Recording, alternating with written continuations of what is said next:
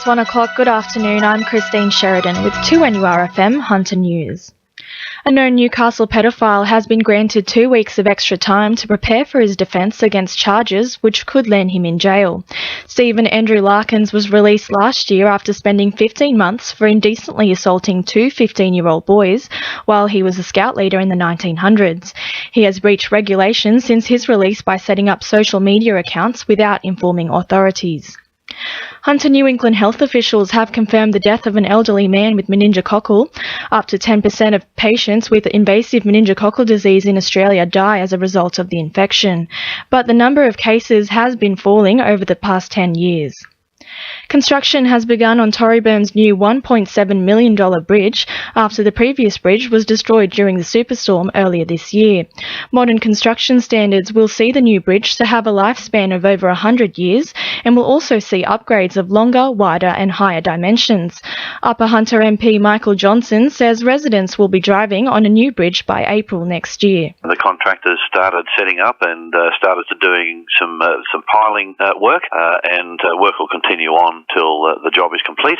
It should take about 16 weeks, so we're quite confident that by April the Torreyburn residents will be driving on the bridge. Newcastle City Hall is set to host a free drug information and awareness night surrounding the Hunters' growing issue with crystal methamphetamine. The forum will begin tonight and will include a variety of specialists informing the community on vital information surrounding drugs and addiction services. Chairman of the Drug Action Team, Tony Brown, says there are a variety of treatment plans available to residents. There's a number of well-known treatment paths that people can pursue, and they consist primarily of two areas. Medication they can take that alleviates the symptoms and weans them off the substance, and using psychological assistance and community support to help mend people's minds. The Greens Renew Australia plan is intended to transition the Hunter to 90% renewable energy sources by 2030.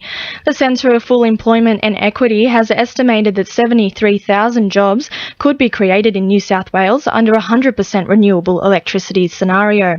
New South Wales Green Senator Lee Rhiannon says we need to prioritise public investment in clean energy technologies. It's vital for the Hunter to have renewable energy sources. They're available now, and it is about the future because at the moment the coal industry is stagnating, and we now know that it's a huge contributor to greenhouse gas emissions.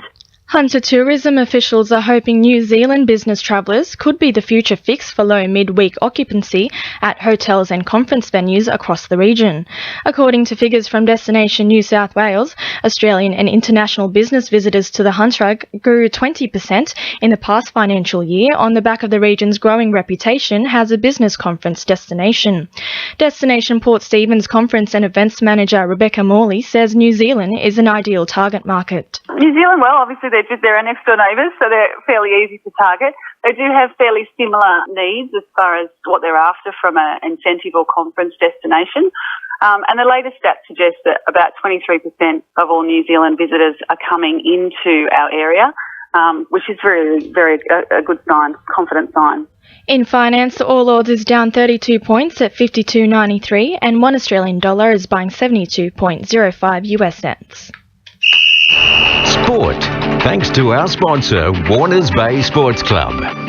Jets W-League midfielder Chloe Lagazzo is set to return to the Matildas squad this week in their last hit-out before the Olympic qualifiers.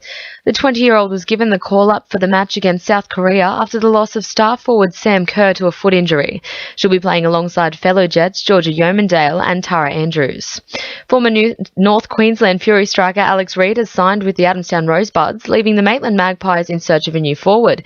The 24-year-old was Maitland's Player of the Year last season and helped the struggling Magpies to finish 8th on the ladder. Assistant coach Reece Thompson said Reid's departure was a blow, but he left Maitland on good terms. And Dixon Park is set to host the annual King of the Beach Nippers Lifesaving event this Sunday, competing with Cooks Hill and Merewether for the title. That's sport. I'm Georgia Moylan. 2NURFM News Time is 1:04.